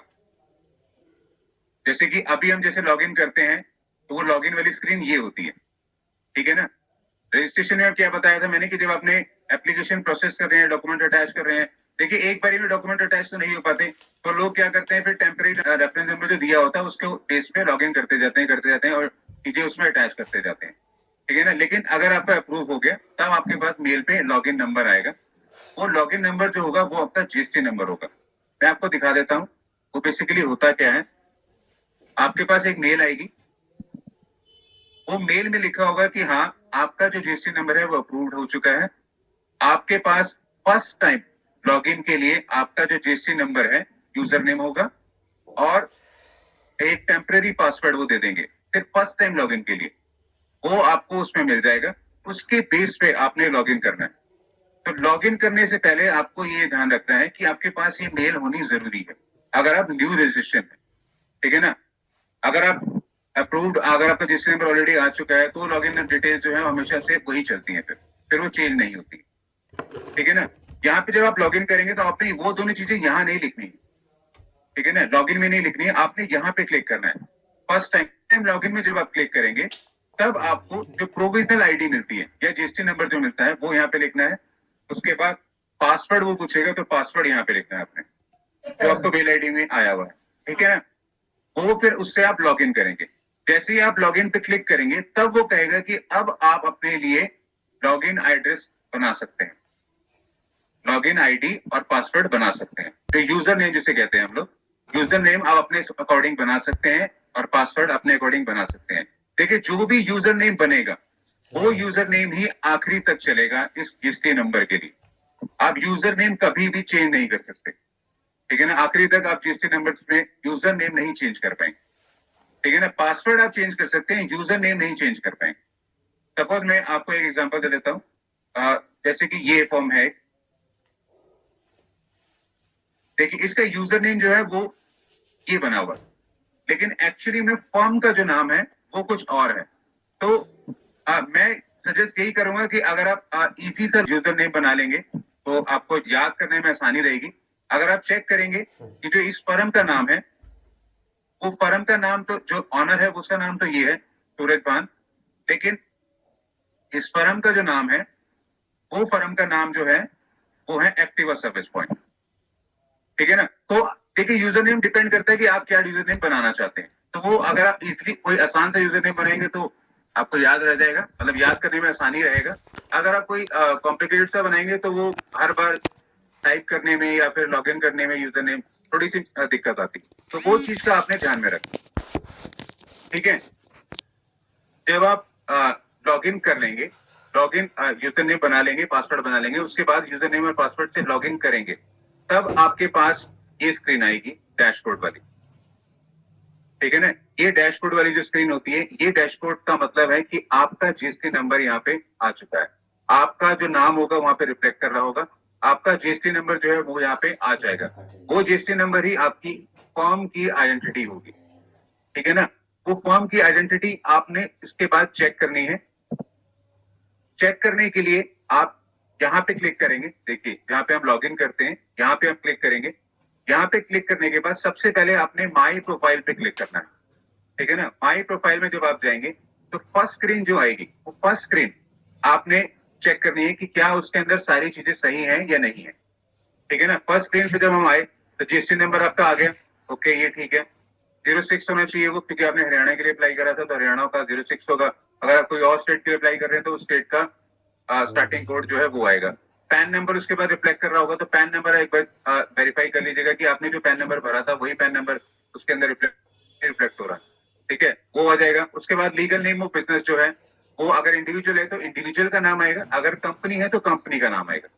ठीक है ना। और फिर है ट्रेड नेम। देखिए लीगल नेम ऑफ बिजनेस और ट्रेड नेम एक हो सकता है कंपनी के केसेस में, कंपनीज के केसेस में वो एक हो सकता है, लेकिन प्रॉपर्टीशिप के केसेस में वो हमेशा अलग अलग ही होगा। ठीक है ना। ये लीगल नेम इसलिए लिखा हुआ है क्योंकि इसका पैन नंबर इससे अटैच है, लेकिन इन्होंने बिजनेस जो है वो इस नाम से करना है, तो वो इस नाम से आपका जो है वो बिजनेस स्टार्ट हो जाएगा। ठीक है। फिर डेट ऑफ रजिस्ट्रेशन आप चेक कर लीजिएगा, डेट ऑफ रजिस्ट्रेशन कब की है आपकी, जब आपने अप्लाई करा है वो तभी की है ना, या फिर उसमें 2-3 दिन का फर्क तो नहीं आ रहा है, 15 दिन का फर्क तो नहीं आ रहा। अगर देखिए 15 दिन का या 20 दिन का अगर फर्क आ रहा है तो उससे कोई फर्क नहीं पड़ता है, लेकिन अगर ज्यादा फर्क आ रहा है, 6 महीने का फर्क है, 3 महीने का फर्क है, तो उसमें थोड़ी सी प्रॉब्लम हो सकती है। तो डेट ऑफ रजिस्ट्रेशन आपने जरूर चेक कर लेना है, क्योंकि आपका डेट ऑफ रजिस्ट्रेशन आपके बिजनेस की आइडेंटिटी है, और वहीं से आप जीएसटी वाली सारी फॉर्मेलिटीज जो है पूरी करना स्टार्ट करेंगे। उससे पहले वाली जीएसटी की फॉर्मेलिटीज नहीं मानी जाएगी अगर वो कहीं कर भी रहे हैं आपको। ठीक है ना। मैं एक नॉर्मल सा एग्जांपल दे लेता हूँ। सपोज ये जो है डेट ऑफ रजिस्ट्रेशन जो है ये 2017 का है। अगर आपका जीएसटी नंबर जो है 2017 में आया है, अगर आप कहें कि नहीं हम तो 2016 से ही बिल काटना स्टार्ट कर देते हैं जीएसटी का, तो वो वैलिड नहीं कहलाएंगे। ठीक है ना। आपको हमेशा जुलाई 2017 के बाद से ही बिल काटते हैं। ठीक है ना। उसके बाद है कॉन्स्टिट्यूशन ऑफ बिजनेस, ये आपने चेक कर लेना है, प्रॉपर्टीशिप है, रेगुलर है, एक्टिव होना चाहिए। देखिए जीएसटी नंबर जो एक्टिव नहीं होते हैं वो इनएक्टिव हो जाते हैं। ठीक है ना। जो काम नहीं करते हैं, जो रिटर्न्स वगैरह नहीं भर रहे होते हैं, प्रॉपरली टाइमली नहीं भर रहे होते हैं, तो उनका जीएसटी नंबर इनएक्टिव में आ जाता है। वरना जो भी है, अगर आपका नॉर्मल बिजनेस है, अगर आप नॉर्मली टाइम पे रिटर्न भर रहे हैं तो आपका वो एक्टिव में दिखाई देने लग जाएगा। ठीक है ना। नेम ऑफ प्रॉपर्टीशिप में आपने चेक कर लेना है, जो भी आ रहा है वो सही है ना। नेचर ऑफ बिजनेस आपने जो सिलेक्ट करे हैं क्या वही आ रहे हैं। जैसे अगर आप मैन्युफैक्चरर हैं तो मैन्युफैक्चरर देखना चाहिए, होलसेलर है तो होलसेलर देखना चाहिए, तो वो आपने चेक कर लेना है। नेचर ऑफ कोर एक्टिविटी जो है वो सर्विस प्रोवाइडर्स आ रहा है यहाँ पे, तो वो आपने चेक कर लेना है। अगर आप कोई गुड्स में कर रहे हैं तो गुड्स वाला आ जाएगा। प्लेस ऑफ बिजनेस है, प्लेस ऑफ बिजनेस आपने चेक कर लेना है यहाँ पे कि वो सही है या नहीं है। जियो कोड प्लेसेस ऑफ बिजनेस अगर आपने अटैच कर रखा है तो वो यहाँ पे ऑटोमेटिकली वेरीफाई हुआ होगा। एड्रेस एंड कॉन्टैक्ट जो है वो आप चेक कर लीजिएगा कि एड्रेस और कॉन्टैक्ट कौन कौन से आ रहे हैं आपके। ठीक है, वो आपके सारे सही है ना या नहीं है। जीएसटी प्रैक्टिशनर अगर आपने कोई रखा हुआ है, जीएसटी के लिए कोई अपना बंदा रखा हुआ है अलग से, जो आपकी जीएसटी की सारी फॉर्मेलिटीज पूरी करेगा, तो वो आप यहाँ पे इसमें मोबाइल नंबर उनका अटैच कर सकते हैं, ईमेल एड्रेस यहाँ पे बता सकते हैं, अदरवाइज इसको ब्लैंक छोड़ सकते हैं। और अगर कोई अदर बिजनेस है विद इन द स्टेट और आउटसाइड द स्टेट, वो आप यहाँ पे बता सकते हैं। अगर आपका नहीं है कोई भी बिजनेस तो कोई प्रॉब्लम वाली नहीं, ये ब्लैंक, ठीक है ना। दूसरा जो आपने क्लिक करना है, अगर आपको कुछ लगता है कि आपने ये चीज गलत इसके अंदर शो कर रही है, तब आपने सेम रजिस्ट्रेशन में जाएंगे, नॉन कोर फील्ड है और कोर फील्ड है, यहाँ पे उस चीज को जाके आप एडिट कर सकते हैं, उस एप्लीकेशन को आप एडिट कर सकते हैं, ठीक है ना। जो अभी मैंने आपको बताई थी वो एप्लीकेशन को आप एडिट कर सकते हैं, ठीक है। अगर सब कुछ सही है तो आपने अपना बिजनेस का सर्टिफिकेट जो है वो चेक कर लेना है। सपोज अपने बिजनेस का सर्टिफिकेट अपना चेक करना है, तो यहाँ पे आप क्लिक करेंगे माई रजिस्ट्रेशन सर्टिफिकेट। इस पे जब आप क्लिक करेंगे तो एक फाइल डाउनलोड हो जाएगी। वो फाइल जो है कुछ इस तरह होगी पीडीएफ में, जिसमें गवर्नमेंट की ऑथराइज सारा कुछ होगा, बारकोड भी मिला होगा, उसमें आपका लीगल नेम, बिजनेस का नेम, कब से शुरू है आपका बिजनेस, सारी चीजें उसमें बता रखी होंगी, सर्टिफिकेट इशू कब हुआ था, ठीक है ना, कौन कौन उसमें ऑनर है, कौन कौन नहीं है, detail of places of business. और ये 3 पेज का होता है, आपकी फोटो हो जाएगी उसके अंदर और आपका बिजनेस का जो भी चीजें हैं वो सारी उसके अंदर रिफ्लेक्ट होते हैं। ये सर्टिफिकेट जो है आपको बैंक में अकाउंट खोलने में मदद करेगा। बैंक में जो आप अकाउंट खुलवाने जाएंगे करंट अकाउंट, तो आपको यही सर्टिफिकेट देना है वहां पे, ठीक है ना। ये सर्टिफिकेट अगर आपका सही होगा तो इसी के बेस पे आपका करंट अकाउंट खुल जाएगा, ठीक है। उसके बाद है चेंज पासवर्ड। अगर आपने अपने लॉगिन का आईडी पासवर्ड चेंज करना है तो वो बेसिकली आप यहाँ से भी चेंज कर सकते हैं, और अगर आपने यहाँ से चेंज करना है तो आप यहाँ से भी चेंज कर सकते हैं, ठीक है ना। फिर है रजिस्टर्ड अपडेट डीएससी। आप इस पे अगर क्लिक करेंगे तो ये बेसिकली कंपनी के केसेस के लिए होता है। नॉर्मली जो प्रोप्राइटर वाले जो होते हैं वो डीएससी वगैरह कम ही बनाते हैं, वो अगर बनाते हैं तो वो जीएसटी में उसको वैलिड नहीं करते हैं। देखिए जैसे आपको पता होगा डिजिटल सिग्नेचर जो होता है वो एक पेनड्राइव की तरह होता है, वो पेनड्राइव आपने इसमें अटैच कर देनी है। जो डिजिटल सिग्नेचर है उसका जो सॉफ्टवेयर है वो आपने अपने पीसी के अंदर इंस्टॉल कर लेना है, और जो इनकी जीएसटी वालों की जो एप्लीकेशन है वो आपने डाउनलोड करके वो भी इंस्टॉल कर लेनी है। उसको वो बोलते हैं बेसिकली ईएम साइनर। मैं आपको यहाँ दिखा देता हूं, वो होता है EM signer. EM signer basically GST आपका जो डिजिटल सिग्नेचर है उसको रीड करता है वो, ठीक है ना, तभी आपका डिजिटल सिग्नेचर उसमें ओपन होगा, ठीक है ना। तो वो ये चीजें आप उसमें ध्यान रख लीजिएगा जब आप उसको रजिस्टर करने लगेंगे। तब आपने अपना नाम सेलेक्ट करना है। अगर आपको वो यूटिलिटी गूगल पे नहीं मिलती है अपडेट वाली, तो आप यहाँ पे क्लिक करके भी डाउनलोड कर सकते हैं उसको, ठीक है ना। फिर आपने अपडेट कर देना है। अपडेट करते साथ ही वो थोड़ा सा लोडिंग की तरह पेज दिखाएगा, वहां पे आपका डिजिटल सिग्नेचर आपको उसमें दिखाएगा, वो आपने उसको क्लिक करके अपना पासवर्ड डाल के डिजिटल सिग्नेचर का उसको अप्रूव कर देना, तो वो ऑटोमेटिकली यहाँ पे अपडेट हो जाएगा, ठीक है ना। ये बेसिकली कंपनी के केसेस में तो मैंडेटरी है, प्रोप्राइटरशिप के केसेस में मैंडेटरी नहीं है, ठीक है। उसके बाद माई प्रोफाइल में आपने क्या क्या चेक करना है, और मैनेज एपीआई एक्सेस। देखिए मैनेज एपीआई एक्सेस जो होता है वो लार्ज फर्म्स के लिए होता है। अगर आपकी चाहते हैं कि आपकी जो फर्म है, सर डिजिटल जो लगाने वाला प्रोसेस था सर, उसको प्लीज एक बार और बताएंगे प्लीज। जी मैं बस 5 मिनट बता रहा हूँ, पहले ही कंप्लीट कर लो, ठीक है। मैनेज एपीआई एक्सेस जो है वो लार्ज फर्म्स के लिए होता है। लार्ज फर्म्स जो होती हैं वो बेसिकली क्या करते हैं कि जो भी वो काम करते हैं, जो भी सेल के बिल काटते हैं, वो डायरेक्टली जीएसटी के पोर्टल में अपलोड होने स्टार्ट हो जाते हैं। उसको वैसे ई इनवॉइस भी कहते हैं नॉर्मली अगर देखा जाए, लेकिन कई लोग जो होते हैं वो एपीआई के थ्रू एपीआई एक्सेस उनको दे देते हैं, तो एपीआई एक्सेस से वो अपलोड भी कर सकते हैं और डाउनलोड भी कर सकते हैं अपनी उस फर्म का डाटा जीएसटी के। जैसे कि जीएसटी में आपको जो भी आपने परचेजेस करी है उनका डाटा आपको जीएसटी के अंदर दिखाई देना स्टार्ट हो जाएगा। तो वो सारी चीजें अगर आपको अपने सिस्टम पे देखनी है तो नॉर्मली आपको पहले जीएसटी में लॉगिन करना पड़ेगा, फिर आपको डाउनलोड करना पड़ेगा। लेकिन अगर आपने एपीआई दे रखा है तो एपीआई में वो सारी चीजें ऑटोमेटिकली स्टार्ट हो जाती हैं। ये थोड़ा सा कॉम्प्लिकेटेड प्रोसेस होता है। ये बेसिकली जो लार्ज फॉर्म्स होती हैं उनके लिए होता है, नॉर्मल वालों में ये यूज नहीं होता है, ठीक है ना। फिर है एक्टिवेट और डीएक्टिवेट एसटीए के। तो एसटीए के है वो बेसिकली जो गवर्नमेंट से रिलेटेड आपने कोई काम करना है, कोई टेंडर काम करना है, तो वो चीजें जो है बेसिकली वो आपको बताती हैं। मैं इसमें बता देता हूँ जिसको एसटी से थोड़ा डिटेल में समझना है। ये बेसिकली जो होता है, जैसे आपने कोई गवर्नमेंट वाला काम करना है, अगर आपने कोई नई चीज अपने जीएसटी नंबर में लेके चलनी है, जिससे गवर्नमेंट जो पोर्टल्स हैं वो अप्रूव होते जाएं या गवर्नमेंट के जो लॉगिन्स हैं वो अप्रूव होते जाएं, तो ये उसके लिए होता है STK वालों, ठीक है ना। तो ये 80% केसेस में ये नहीं होता है, 20% केसेस में ही ये होता है बेसिकली, ठीक है ना। तो अगर आपने नहीं भी एक्टिवेट करा है तो कोई प्रॉब्लम नहीं, आपका GST नंबर स्टार्ट हो जाएगा चलना। ये डिटेल में मैं आपको जो है वो मैं बाद में बता दूंगा।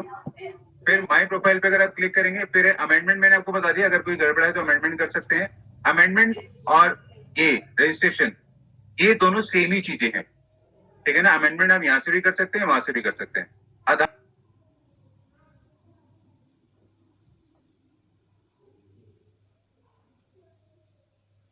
ऑथेंटिकेशन होगा। आधार ऑथेंटिकेशन मैंने आपको बताया था, अगर आपने स्टार्टिंग में ही कर लिया है, जब वो OTP आएगा वेरिफिकेशन के टाइम, अगर आपने उसी वक्त कर लिया है तो यहाँ पे वो अपडेट करने की जरूरत नहीं है।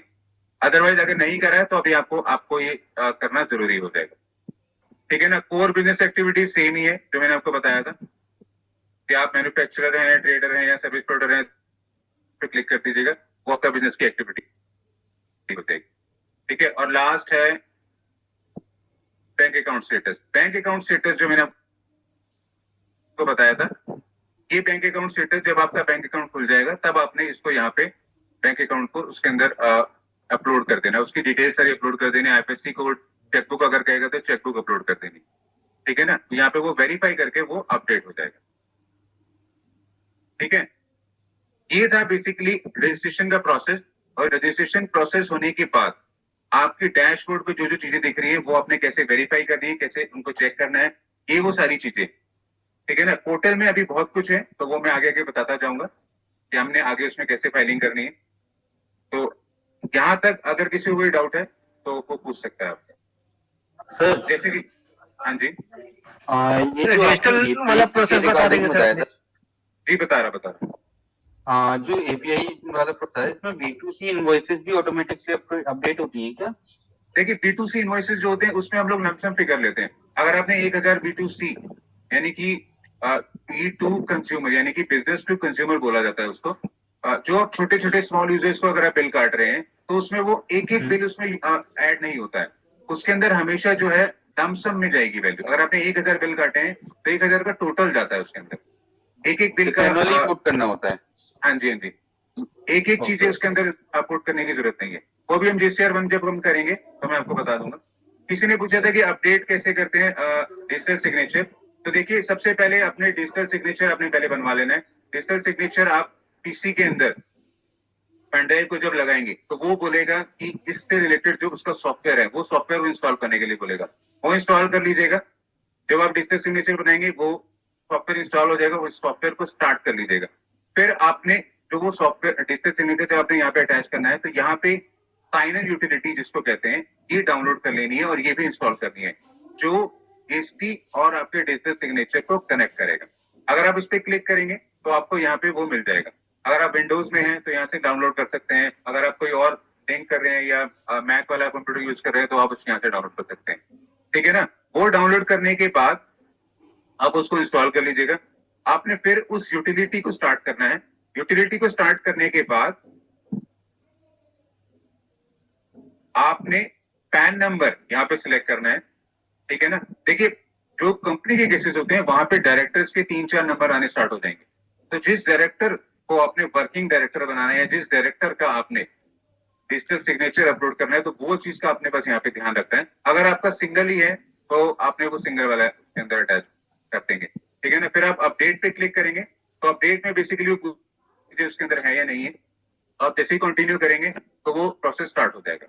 वहां पे प्रोसेस स्टार्ट होने के बाद, लोडिंग होने के बाद आपका डिजिटल सिग्नेचर ओपन हो जाएगा। डिजिटल सिग्नेचर पे आपने सिर्फ क्लिक करना है और उसको अटैच कर देना है। अटैच करने में पासवर्ड पूछेगा। डिजिटल सिग्नेचर का नॉर्मली पासवर्ड जो होता है हमेशा सबका वो 1 to 8 ही होता है। अगर कुछ नया होगा तो उसके अंदर अपडेट हो जाएगा, ठीक है ना। वो उसमें डाल देंगे तो यहाँ पे वो अपडेट हो जाएगा, क्योंकि अगर वो अपडेट ये डिजिटल सिग्नेचर अगर आपका अपडेट नहीं होगा तो जब आप अपडेट पे क्लिक करेंगे तब आपके पास ये मैसेज नहीं आएगा, ठीक है ना। तब आपके पास मैसेज आएगा कि आपका डिजिटल सिग्नेचर ऑलरेडी अपडेटेड है, ठीक है। ये समझ में आया डिजिटल सिग्नेचर वाला? किसी ने मेरे से पूछा था डिजिटल सिग्नेचर के लिए, तो क्या उसको समझ में आ गया? ओके अगला क्वेश्चन अगर किसी का है तो पूछ सकता है।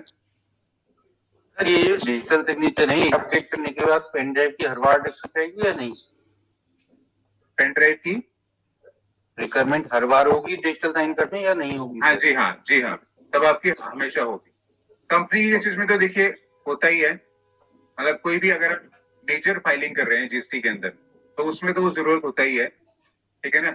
नहीं तो मैक्सिमम केसेस में ओटीपी से काम चल जाता है, ओके, ठीक है ना। देखिए डिजिटल सिग्नेचर रिक्वायर्ड इसलिए होते हैं कि सब अगर कोई आपके ऊपर अपील आई है या कोई भी आपके ऊपर इंक्वायरी आई है तो वो जो आपने डॉक्यूमेंट्स जो हैं वो फाइल करने हैं, जब वो नॉर्मली अब क्या होते हैं कि आपको जीएसटी के ऑफिस में जाने की जरूरत नहीं होती है, आप यहीं से उन चीजों को फाइल कर सकते हैं, उनकी वेरिफिकेशन दे सकते हैं। लेकिन लास्ट में अगर आप डिजिटल सिग्नेचर से वेरीफाई कर देंगे तो वो और ऑथेंटिकेट हो जाता है कि जो चीजें आपने डॉक्यूमेंट्स में डाली हैं, जो भी अपलोड करी है, वो सारी सही है।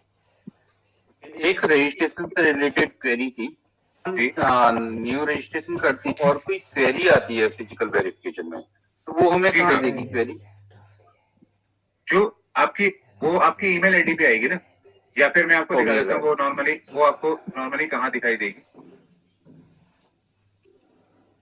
HSN नंबर कहाँ से आता है ये गुड्स वाला? देखिए HSN नंबर बेसिकली जो है अगर आप गूगल से सर्च करेंगे तो आपको इजी भी मिल जाएगा, ठीक है ना। अदरवाइज नहीं तो कॉन्टेक्ट जो है इनका जीएसटी वालों का, अगर हम उनसे पूछेंगे तो वो बस मुश्किल से वो कॉल 5 मिनट की होगी, वो 5 मिनट में आपको HSN नंबर बता देंगे अपने गुड्स का।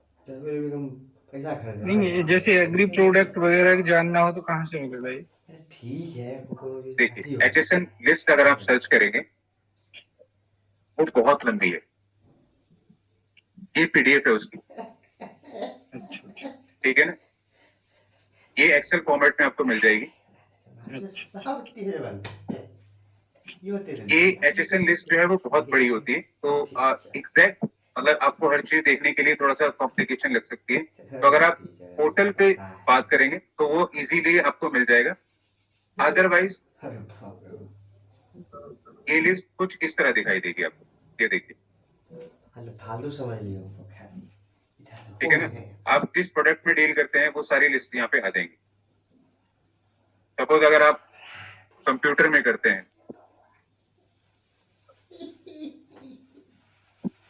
तो ये देखिए कंप्यूटर ये आ गया हार्ड कॉपी, अगला ये आ गया, फिर अगला पर्सनल कंप्यूटर आ गया, माइक्रो कंप्यूटर आ गया, लार्ज। तो ये सारी चीजें जो है उसके अंदर काफी सारी दिखनी स्टार्ट होती हैं।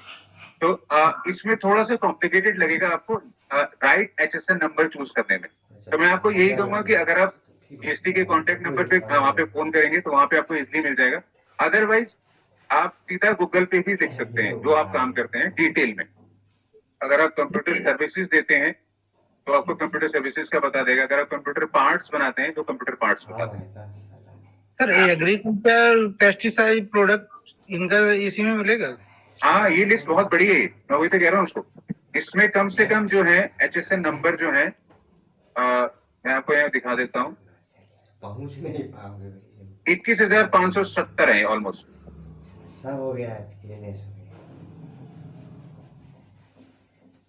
नहीं करिएगा ना खबर ना कुछ। अच्छा अच्छा। तो सर तो ये प्रोडक्ट अलग अलग कंपनी की रहती है तो नंबर अलग रहेगा कि केवल केमिकल नाम के आधार पे निकाला? हाँ, मतलब केमिकल अगर जो HSN नंबर है वो तो सेम ही रहेगा, लेकिन केमिकल काम कुछ और कर रहा है तो वो थोड़ा सा लास्ट में जो 4 डिजिट्स होते हैं, टोटल 8 डिजिट्स होते हैं, तो फर्स्ट 4 तो वही रहेंगे, जो लास्ट के 4 डिजिट होते हैं वो बस चेंज होने स्टार्ट हो जाते हैं। अच्छा अच्छा।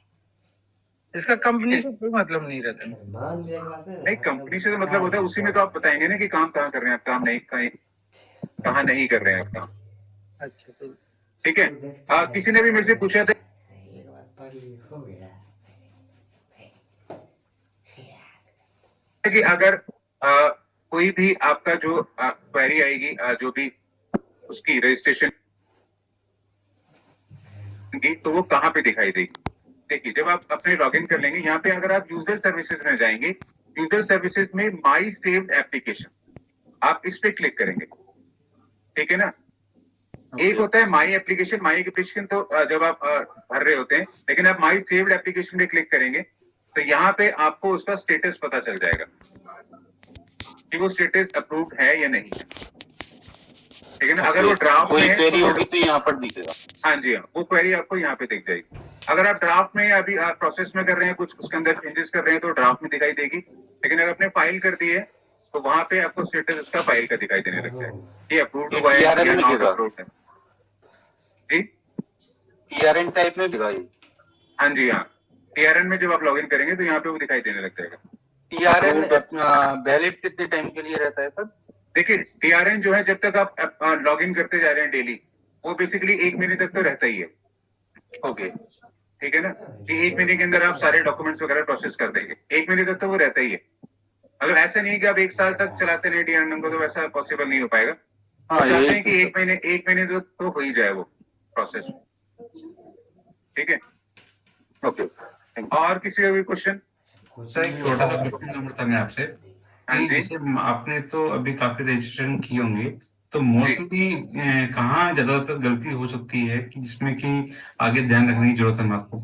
जी हाँ, मैं वही आपको बता रहा था। देखिए यहाँ जब आप एप्लीकेशन भर रहे होते हो तो यहाँ पे 2 फील्ड्स होती हैं। देखिए, एक होता है नॉन कोर फील्ड, ठीक है ना, एक होता है कोर फील्ड। जो कोर फील्ड है वो थोड़ी टफ होती है। नॉन कोर फील्ड और कोर फील्ड ऑलमोस्ट सेम ही है, लेकिन फिलअप जो है वो कोर फील्ड जो होती है वो थोड़ी टफ होती है। उसमें मैं आपको बता देता हूँ उसमें टफनेस क्या आती है।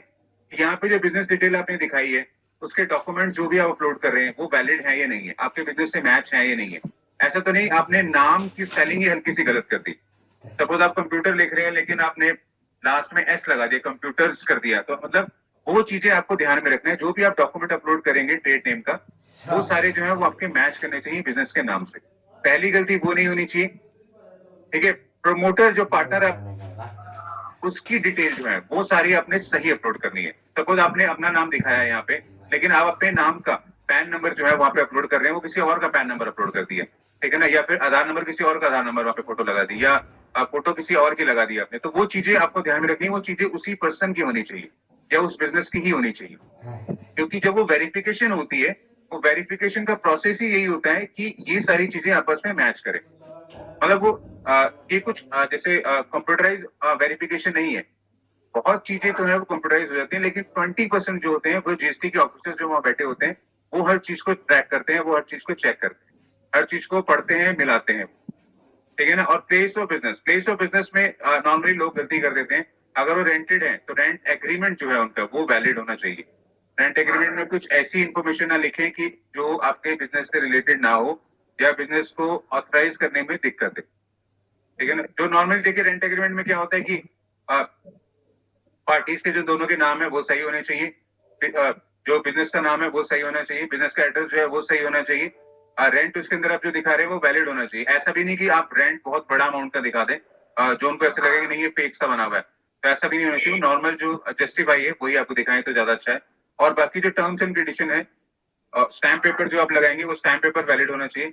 कई लोग 10,000 रुपए के स्टैम्प पेपर के ऊपर रेंट एग्रीमेंट बनवा के अपलोड कर देते हैं, तो वो पॉसिबल नहीं है। एटलीस्ट 100 रुपए का स्टैम्प पेपर जो है उसके ऊपर ही वो रेंट एग्रीमेंट जो है वो बनेगा, दोनों पार्टीज के साइन होंगे और फिर वो नोटराइज होगा। ठीक है ना। बेसिक चीजें तो यही है जो आपको ध्यान में रखना। और गुड्स एंड सर्विसेज हो गए। देखिए goods and services core field में नहीं आता है। मैं आपको यहाँ दिखा देता हूँ। अगर आप नॉन कोर फील्ड में जाएंगे,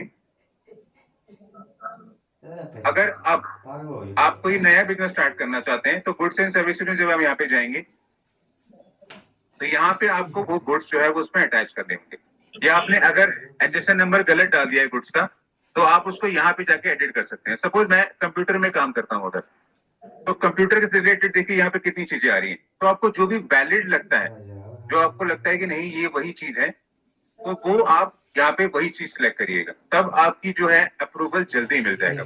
जब वो वेरिफिकेशन करते रहेंगे तो जल्दी मिल जाएगा।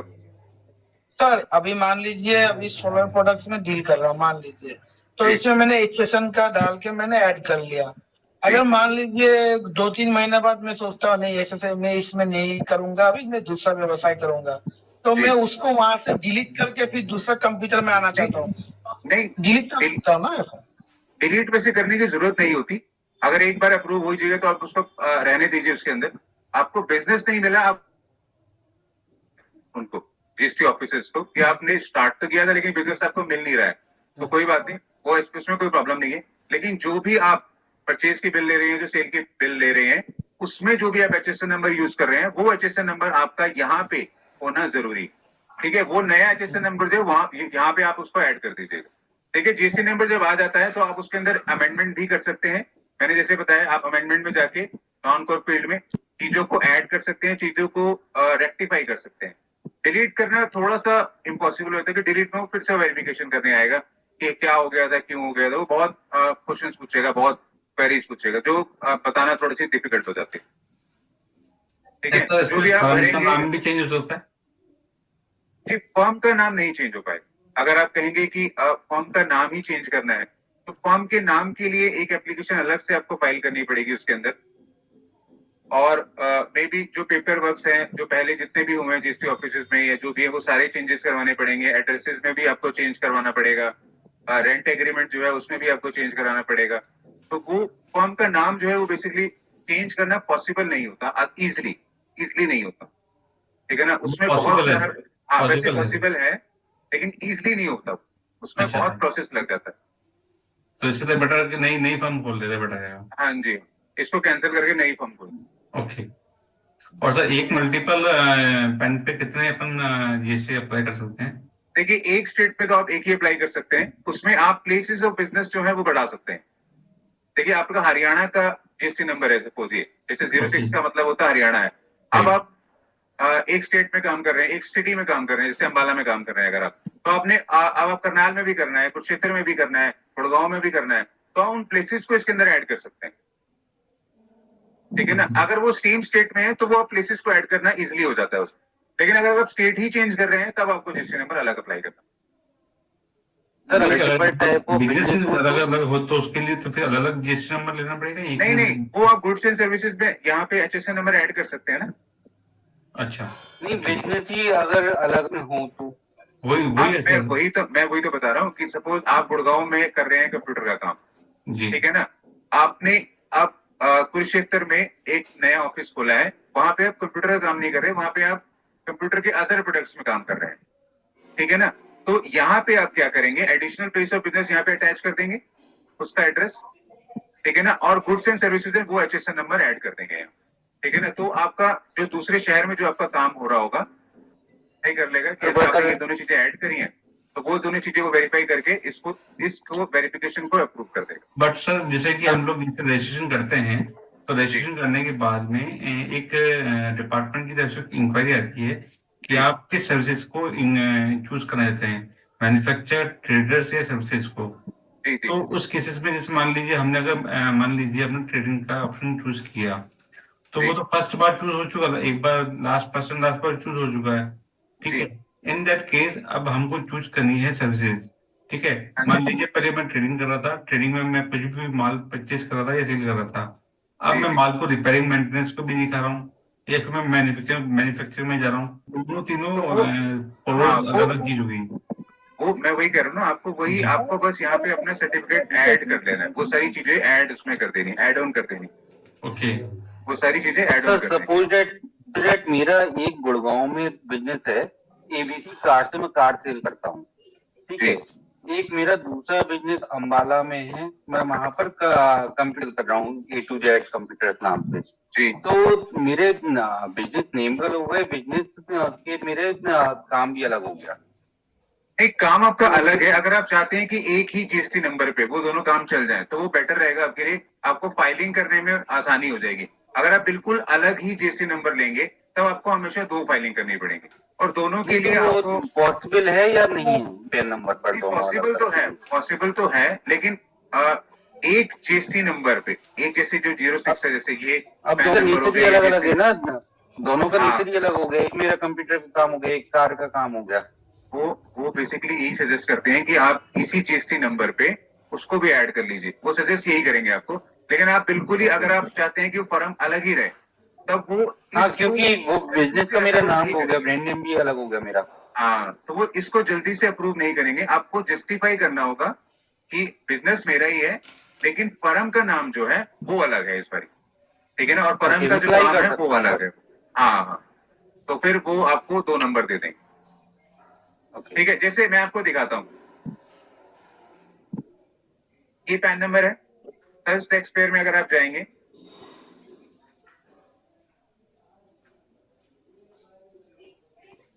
तो इस पैन नंबर के बेस पे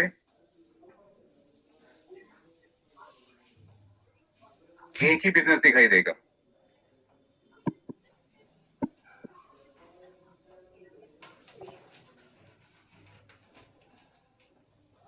ठीक है ना, ये देखिए एक ही बिजनेस यहाँ पे दिखाई दे रहा है, तो उसी की सारी चीजें दिखाई देती हैं। लेकिन अगर आप कहेंगे कि नहीं मुझे दो बिजनेस, थोड़ा सा अलग हो जाएगा उसमें, मतलब चीजें अलग हो जाती हैं, तो वो उसका जो बेसिकली जो उसका नाम है ट्रेड नेम वो डिफरेंट होगा और जीएसटी नंबर फिर हाँ, वो तो जैसे बिल्कुल ये अलग हो आपका जाएगा। सोल्यूशन दिख रहा है, एक इसके अलावा दूसरा बना दिया एबीसी सॉल्यूशंस जी जी जी जी किसी और काम के लिए, तो उसके लिए अलग ट्रेड नेम के लिए अलग हाँ ही जी मुझे हाँ, जीएसटी नंबर अलग अप्लाई करना हाँ होगा ना। हाँ, अलग ही ट्रेड नेम के लिए अलग जीएसटी नंबर और अलग ही चीजें आपको डिफाइन करनी है। जी। ठीक है, और सर इसमें एक केस में इंडिविजुअल केस में एक तो उसने खुद के नाम से रजिस्ट्री ले लिया, एक उसने पार्टनरशिप फर्म बनाई, पार्टनरशिप फर्म में अलग जीएसटी नंबर है क्योंकि अलग पैन कार्ड के बेस पे लिया जी है, जी तो मल्टीपल में काउंट होगा या फिर कैसे हाँ काउंट जी, होगा? मल्टीपल में हो जाएगा वो, फिर वो मल्टीपल आपका दिखाई देगा। मल्टीपल में दिखाएगा ना सर, वही मैं आपसे लेकिन उसमें ट्रेडिंग में उसमें जो फर्म नेम है वो दोनों में सिमिलर नहीं है, अलग अलग है दोनों जी में, जी जी, वो मल्टीपल के नेम पे दिखाई दे। मल्टीपल में। हाँ जी सर, बोलिए। जो अभी मेरा ऑफिस रेंट पे चल रहा है, तो अगर मैं ओन ऑफिस परचेज कर लेती हूँ तो उसमें एड्रेस चेंज के लिए कैसे करना पड़ेगा प्रोसेस?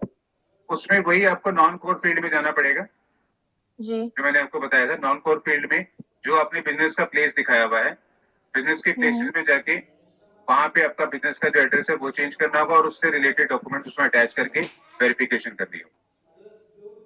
ओके। ठीक है ना, वेरिफिकेशन फाइल उनके पास जाएगी, जीएसटी ऑफिसर्स के पास, वो चेक चुक कर लेंगे। अगर फिजिकल वेरिफिकेशन कराएं तो वो फिजिकल वेरिफिकेशन कर लेंगे, तो आपका एड्रेस अपडेट हो जाएगा। ओके।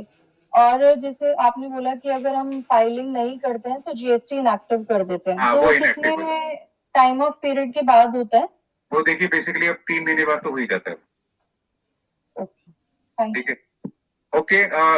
मैं आई होप कि सबको समझ में आया होगा। मुझे अभी क्लास क्लोज करनी पड़ेगी, तो जितना सिखाया है वो आप लोग एक बार रिवाइज कर लीजिएगा। नेक्स्ट क्लास में हम लोग सारी चीजें फिर से डिस्कस करेंगे और नेक्स्ट क्लास में मैं आपको ये बताऊंगा कि अब जीएसटीआर 1 जब हमने भरनी है, ये जो बाकी चीजें हैं इनका क्या रोल है और जीएसटीआर 1 हमने भरनी कैसे स्टार्ट करें।